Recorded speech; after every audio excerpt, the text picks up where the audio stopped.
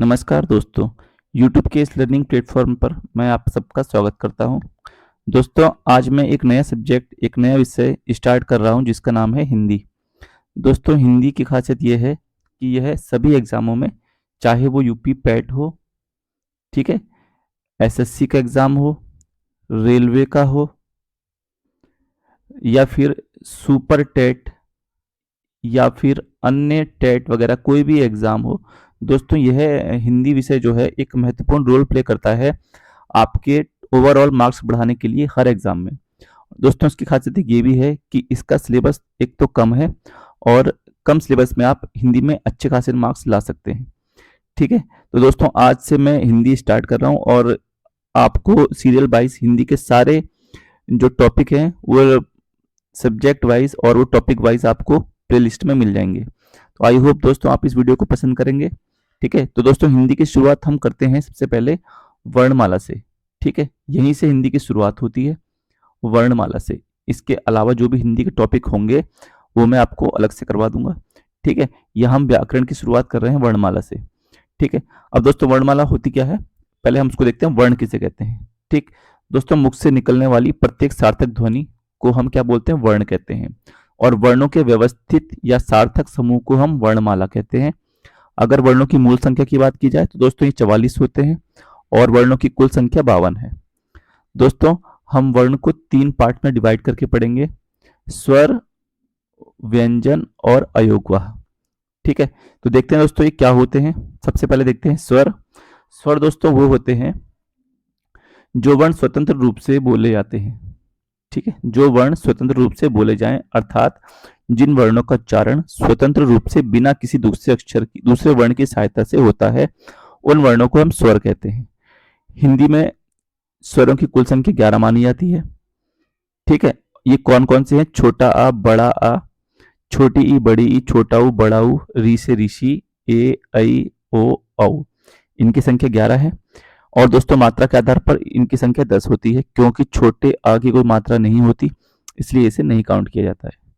ठीक है, दोस्तों बात करें व्यंजन की, तो व्यंजन क्या होते हैं, जो वर्ण स्वरों की सहायता से बोले जाएं उन्हें हम क्या कहते हैं, व्यंजन कहते हैं। ठीक है, जैसे दोस्तों अगर मैं लिखूं का, तो का जो है वो अपने आप में छोटे का और आ से मिलकर बनता है। ठीक है, अब आप दोस्तों कहोगे हाँ दोस्तों जो का है ये आधा का है। ठीक है, और आधे का को कभी भी ऐसे नहीं लिखा जाता है अकेला, ये जब किसी के साथ आएगा तब इसको लिखा जाएगा ऐसे करके। ठीक है, जैसे कक्का, कक्का में क्या हो गया, ये शब्द के साथ आ रहा है बीच में, तो इसको हम ऐसे लिखेंगे, लेकिन इसको यदि हमें अलग से लिखना हो तो इसको हम हलंत लगाकर ही लिखेंगे। ठीक, तो दोस्तों कोई भी व्यंजन हो वो अपने आप में क्या है, अधूरा होता है जब तक उसके साथ स्वर ना लगा हो। जैसे अगर मुझे गा लिखना है तो गा मैं लिखूंगा ऐसे, आधा गा, और ये किसके सहायता से बोला जाएगा, आ की सहायता से। ठीक इसी प्रकार से दोस्तों व्यंजनों की जो मूल संख्या है वो 33 है और इनकी कुल संख्या 39 होती है। ये हम डिटेल में आगे डिस्कस करेंगे कैसे 33 होती है और कैसे 39 होती है। ठीक दोस्तों, तीसरा है अयोगवाह। अयोगवाह वो होते हैं जो ना तो स्वर में आते हैं और ना ही व्यंजन में गिने आते हैं। ये दो हैं, एक अनुस्वार और एक विसर्ग। अनुस्वार दोस्तों अंग को बोलते हैं और विसर्ग बोला जाता है आहा को। ठीक है, और दोस्तों इन्हें नपुंसक वर्ण भी बोला जाता है। यहाँ तक समझ में आ गया दोस्तों। ठीक है, अब आगे देखते हैं स्वर। स्वर के बारे में हम डिटेल में पढ़ते हैं। ठीक है दोस्तों, स्वरों का वर्गीकरण किया हम पढ़ते हैं। यहाँ पर स्वरों का हम वर्गीकरण पढ़ेंगे, मात्रा या उच्चारण के आधार पर स्वर। ठीक है, मात्रा या उच्चारण के आधार पर स्वर हम देखेंगे तो ये 4 टाइप के हैं, ह्रस्व स्वर है, दीर्घ स्वर है, संयुक्त स्वर है और प्लुत स्वर है। ह्रस्व स्वर दोस्तों क्या होता है, जिन स्वरों के उच्चारण में कम से कम अर्थात एक मात्रा का समय लगता है। ठीक है, इन्हें हम क्या बोलते हैं, ह्रस्व स्वर बोलते हैं। इनकी संख्या 4 है दोस्तों, याद रखना, छोटा अ, छोटी ई, छोटा ऊ और री से ऋषि। इन्हें मूल स्वर वर्ण भी कहते हैं, ये भी आपको याद रखना है। ठीक है दोस्तों, जैसा कि वीडियो में दिखा रखा है आप सेम टू सेम ऐसे नोट्स बना लें। ठीक है, इससे आपके क्या हो जाएंगे, नोट्स भी बन जाएंगे और आपकी हिंदी भी साथ ही साथ क्या होती जाएगी, कवर हो जाएगी। ठीक है, अगला है दोस्तों दीर्घ स्वर। दीर्घ स्वर में दोस्तों क्या होता है, जिन स्वरों के उच्चारण में 2 मात्रा का समय लगता है, अर्थात जिनके उच्चारण में ह्रस्व स्वर से अधिक समय लगता है, उन्हें हम बोलते हैं दीर्घ स्वर।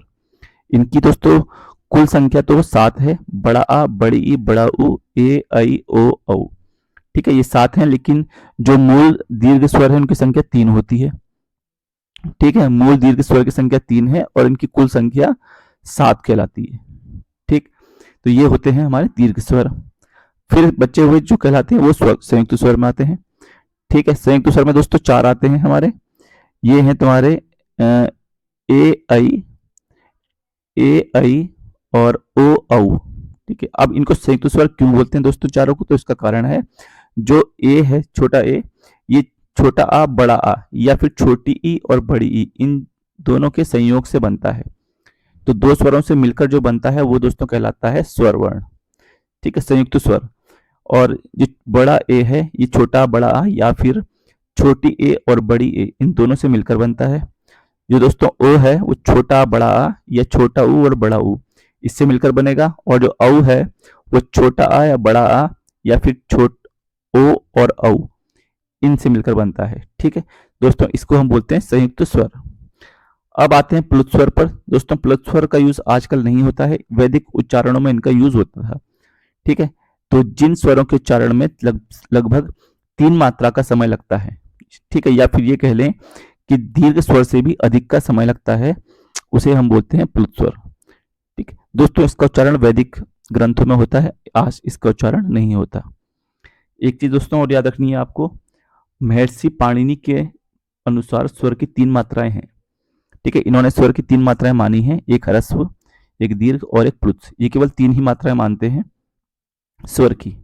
ठीक है दोस्तों, मात्राओं से मतलब है, जैसे दोस्तों ये बड़ा आ है, इसकी मात्रा हो गई दोस्तों इस प्रकार से, ये इसकी मात्रा हो गई।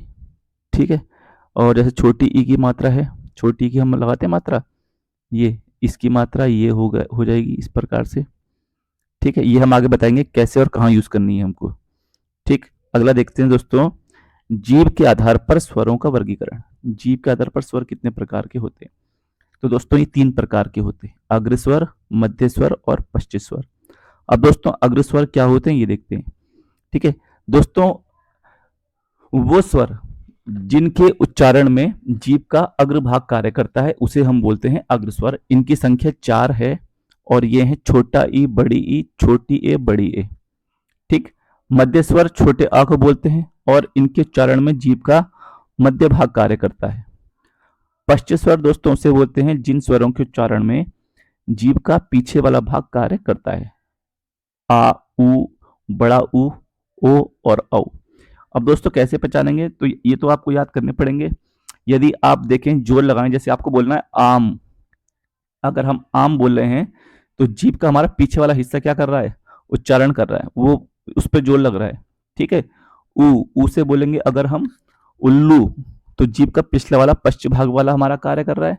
ठीक है, इस प्रकार से। अगर हमको बोलना है अमर, तो हमारा मध्य वाला भाग कार्य कर रहा है जीभ का। ठीक है, इस प्रकार से। अगला हम देखते हैं मुख द्वार खुलने के आधार पर स्वर। दोस्तों मुख खुलने के आधार पर स्वर जो हैं वो 3 प्रकार के होते हैं, 4 प्रकार के होते हैं, विवृत, अर्धविवृत, संवृत और अर्धसंवृत। दोस्तों जो विवृत स्वर होते हैं ये क्या होते हैं? इनके उच्चारण में पूरा मुंह खुलता है हमारा। ठीक है, जैसे बड़ा आ, बोलो आम, दोस्तों आम बोलने में हमारा क्या है? पूरा मुंह खुल रहा है। आवाज, अगर मैं बोलूं तो आवाज में आ बोलने पर हमारा पूरा मुंह खुल रहा है। तो दोस्तों ये आएगा विवृत स्वर में। ठीक है, अर्धविवृत में क्या आते हैं? जिनका उच्चारण करने पर मुंह क्या होता है? आधा खुलता है। ठीक है, या गोलाकार से थोड़ा कम खुलता है, इसे हम बोलते हैं अर्धविवृत। इनकी संख्या 3 है, छोटा ए, बड़ी ए और बड़ा औ। ठीक है, समृत स्वर क्या होते हैं दोस्तों? जिनके उच्चारण में मुख द्वार कम खुलता है। ठीक है, इन्हें हम क्या बोलते हैं? समृत बोलते हैं। इनकी संख्या 4 है, वैसे तो छोटी ई, बड़ी ई, छोटा ऊ, बड़ा ऊ और री से ऋषि। ऋषि को दोस्तों काउंट गिना नहीं जाता है क्योंकि ये संस्कृत का मानते हैं। ठीक है, तो इन 4 को ही गिना जाता है, छोटी ई, बड़ी ई, छोटा ऊ और बड़ा ऊ। अर्धसमृत दोस्तों वो होते हैं जिनका उच्चारण होने पर मुख द्वार, ठीक है, थोड़ा सा खुलता है, बहुत कम खुलता है। इसको बोलते हैं ए और ओ। क्या होते हैं दोस्तों? 2 होते हैं, छोटा ए और छोटा ओ। ठीक, अगला देखते हैं दोस्तों, होठों की आकृति के आधार पर स्वर। होठों की आकृति के आधार पर स्वर दो प्रकार के होते हैं, एक व्रतमुखी और एक आवृतमुखी। दोस्तों व्रतमुखी भी बोलते हैं या फिर इसको बोलते हैं गोलाकार, ठीक है, गोलाकार भी बोलते हैं और इसको बोलते हैं अगोलाकार। ये क्यों बोलते हैं ये मैं भी बात बताऊंगा आपको, ठीक है। गोलाकार इसलिए बोलते हैं जिनके इनका यदि हम उच्चारण करें तो होंठ का आकार जो होता है दोस्तों गोल हो जाता है, ठीक है। आप बोल के देखेंगे ऊ, छोटा ऊ, बड़ा ऊ, ओ, औ, ठीक है, इसमें हमारे होंठ गोल हो जाते हैं, इसलिए इनको व्रतमुखी और गोलाकार दोनों बोला जाता है। आवर्तमुखी इसलिए बोलते हैं या फिर अगोलाकार इसलिए बोलते हैं क्योंकि इनके चरण में मुंह होंठ जो है वो गोलाकार नहीं होते।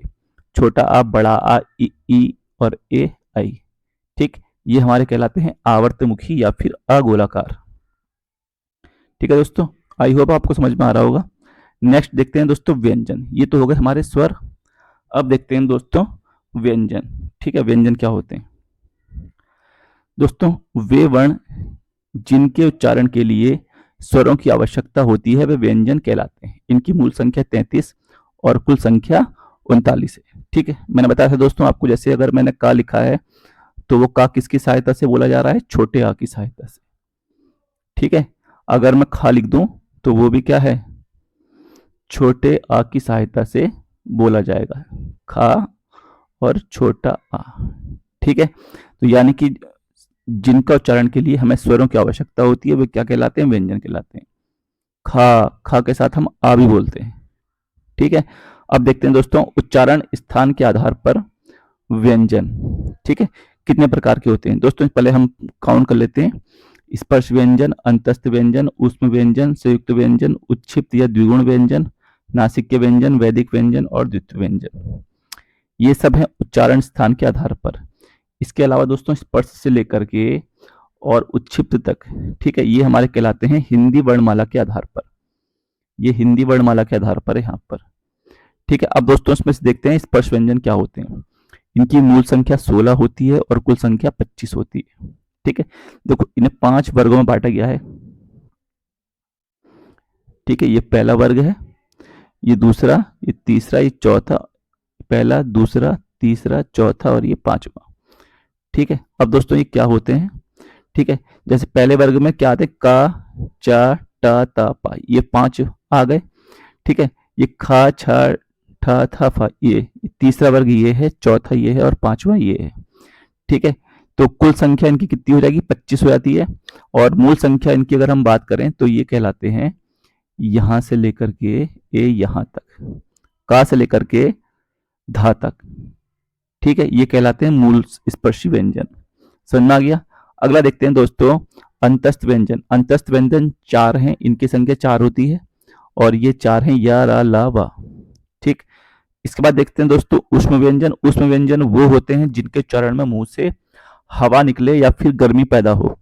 ठीक है, शा बोलो, सा बोलेंगे, सा बोलेंगे, हा बोलेंगे, तो मुंह से हवा निकल रही है काफी ना, ऊष्मा निकल रही है, या इसे उष्ण व्यंजन भी बोलते हैं। ठीक, तो ये इनकी संख्या भी कितनी है? 4 है। संयुक्त व्यंजन दोस्तों छ, त्र, ज्ञ और श्रा को बोलते हैं। ठीक है, छ, त्र, ज्ञ और श्रा को।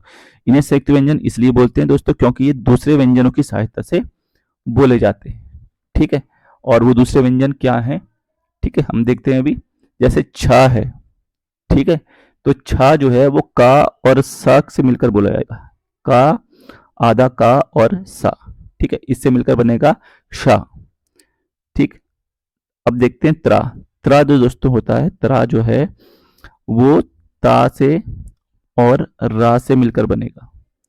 आधा ता और रा मिलकर त्रा बनाएगा। फिर देखते हैं ज्ञा। ज्ञा से ज्ञानी वाला ज्ञा।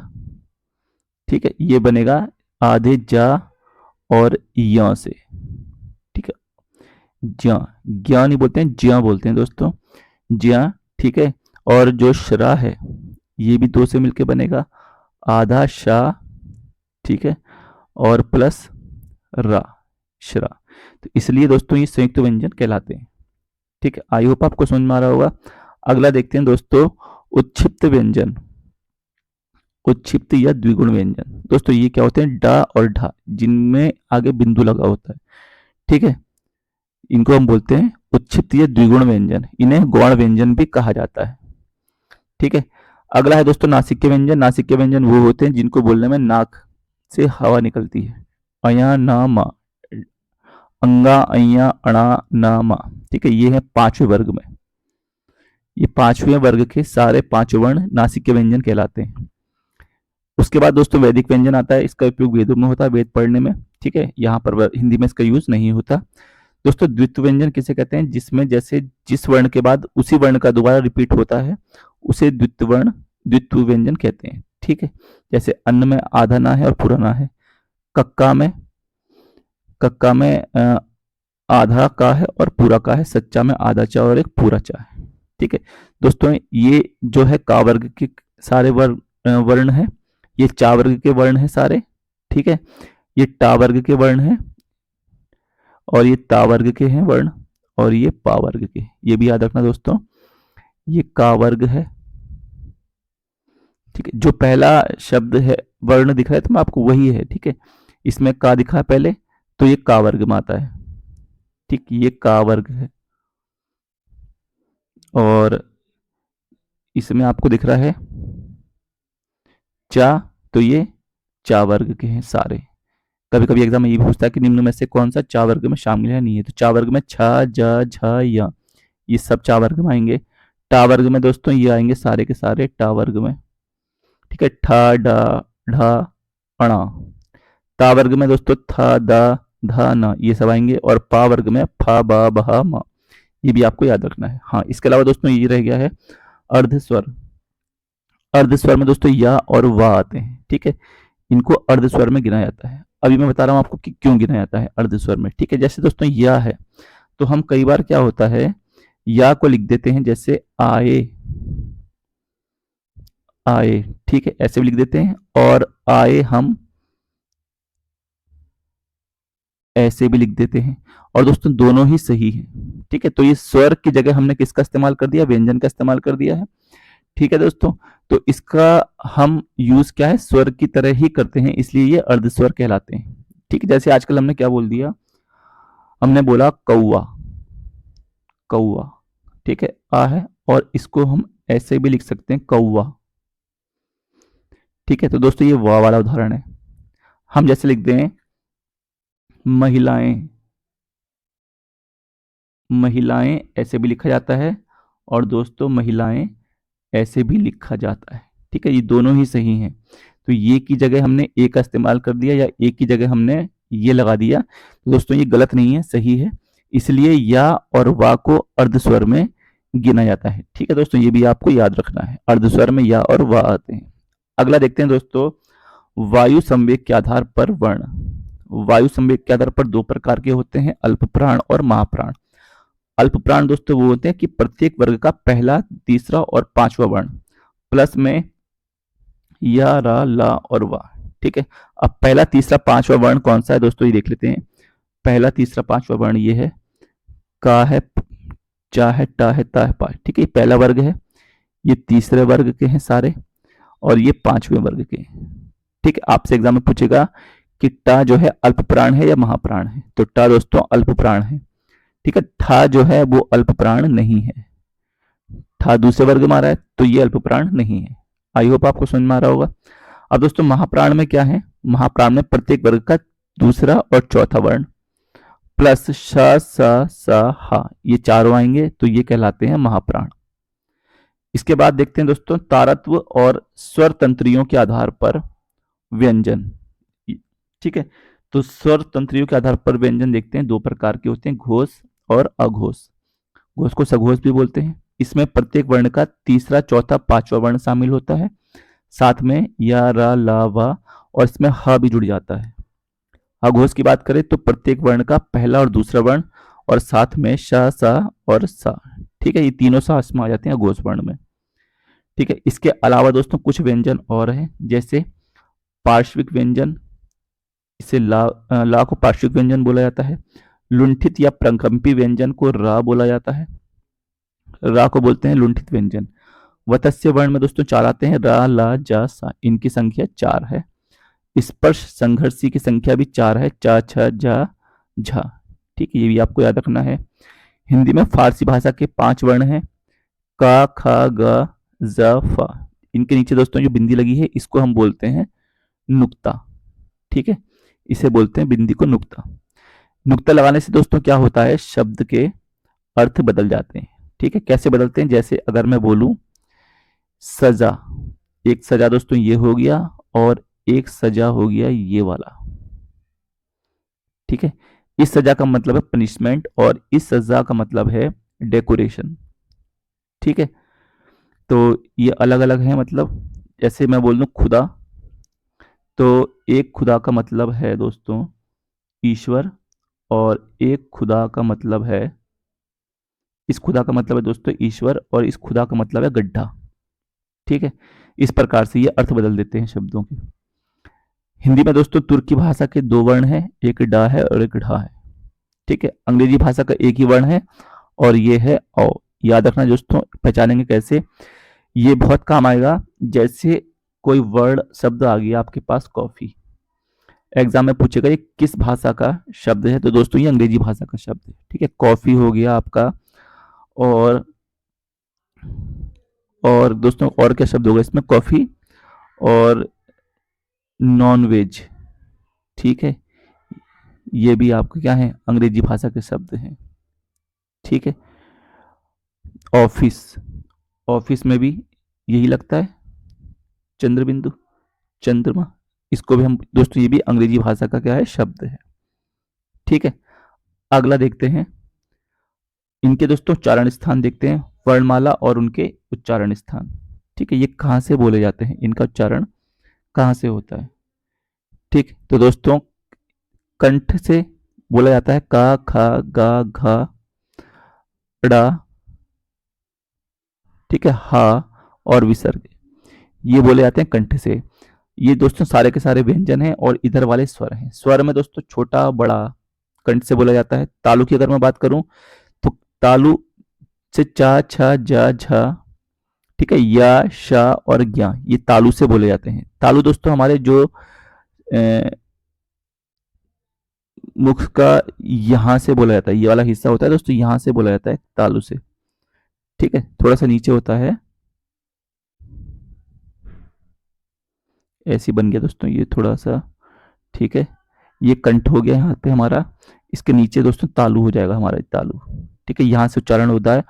मूर्धा से दोस्तों जो वर्ण बोले जाते हैं, तो मूर्धा से दोस्तों टा, ठा, डा, ढा और रा और शा से षटकोण वाला सा, और स्वर में दोस्तों री से ऋषि। मूर्धा से दोस्तों वो शब्द बोले जाते हैं जिनके उच्चारण में जो हमारी जीभ होती है वो मुड़कर ऊपर की तरफ लगती है।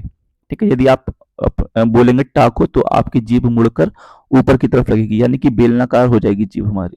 ठीक है, और दांतों के ऊपर वाले हिस्से में लगेगी, टा, ठा, डा, ढा, ड़ा, री। ठीक है, अगला है दोस्तों दंत।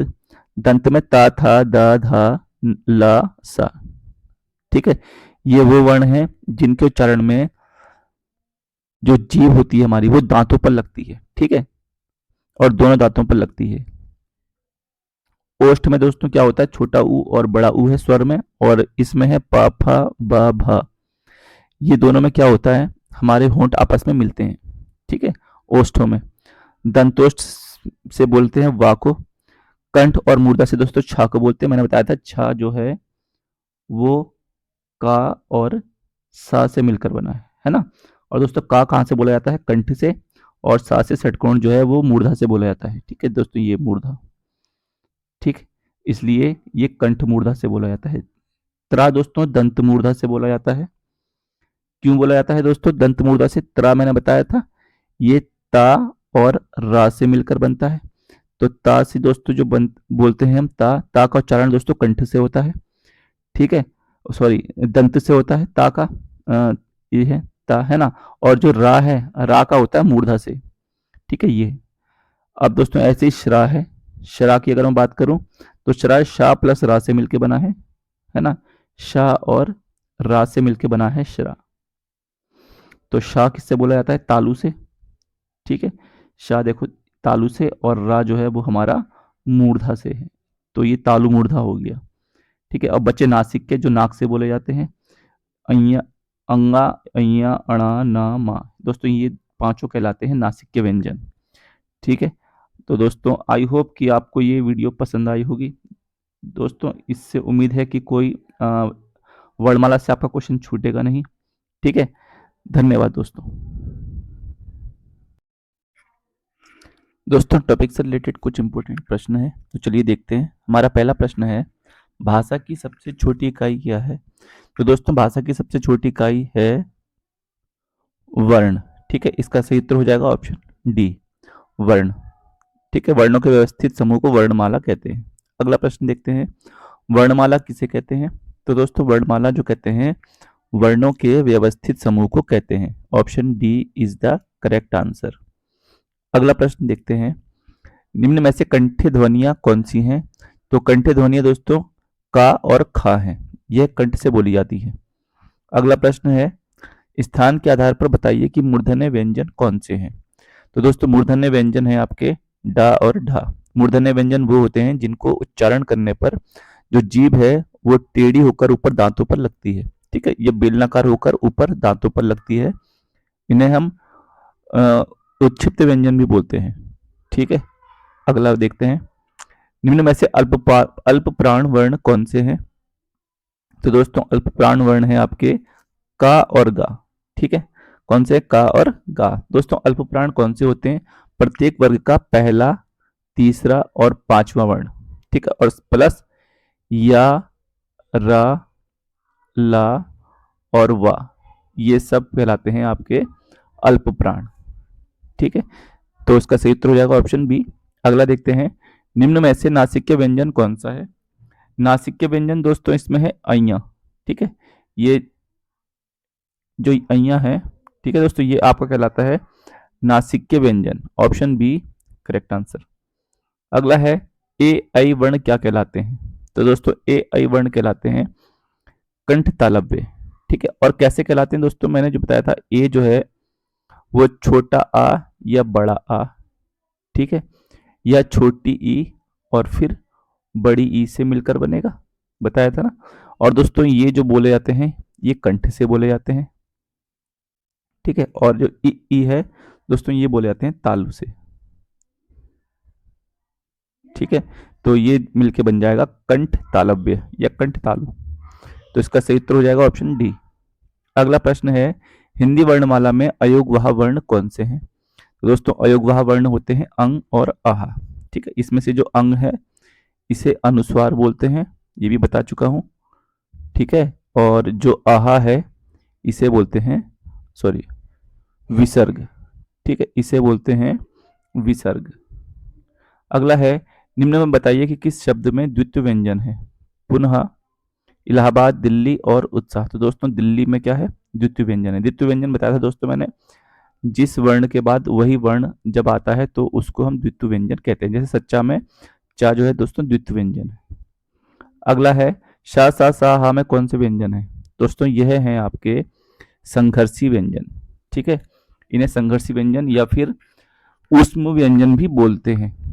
अगला प्रश्न है, निम्न में से कौन सा घोष वर्ण है? तो दोस्तों घोष वर्ण इसमें से है मां। ठीक है, और घोष वर्ण की पहचान क्या होती है? प्रत्येक वर्ग का तीसरा, चौथा और पांचवा वर्ण, साथ ही साथ या, रा, ला, वा और हा, ये पांचों और तीसरा, चौथा, पांचवा वर्ण, ये सब मिलकर बनाते हैं घोष व्यंजन। ठीक है, अगला है, का, गा, जा, फा ध्वनियां किसकी हैं? तो दोस्तों यह अरबी फारसी की। अगला प्रश्न है, हिंदी में मूलतः वर्णों की संख्या कितनी है? तो कुल वर्णों की संख्या दोस्तों 52 है। ठीक है, ऑप्शन के हिसाब से जाएंगे तो इसका सी इज द करेक्ट आंसर। छह ध्वनि किसके अंतर्गत आती है दोस्तों? ये पूछा है इसमें, तो छह ध्वनि आती है संयुक्त वर्ण के अंतर्गत। दोस्तों जो छ है वो का और सा से मिलकर बनता है। ठीक, अगला है, ज्ञा वर्ण किस वर्णों के संयोग से बना है? तो दोस्तों जो ज्ञा वर्ण है यह बना है ज और या के, आधा ज और या के संयोग से ज्ञा बनता है। अघोष वर्ण कौन से हैं?